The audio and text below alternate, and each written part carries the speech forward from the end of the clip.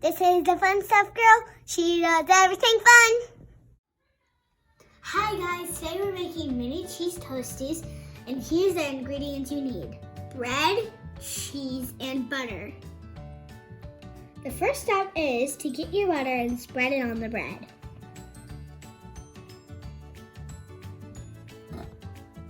Now we're going to place it on the pan.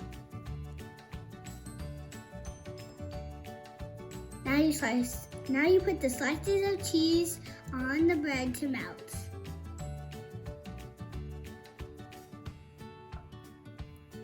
After you've buttered the bread, put it on top. Make sure the butter is facing up instead of down this time. And squish it together. Squish it together.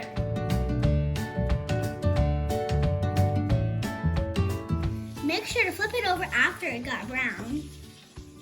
Whenever the bread is nice and crispy and brown, it's ready to pick up and put on your plate. Lunch is served. Thanks for watching. If you have any more recipes for us to make in the tiny kitchen, comment down below. Bye guys!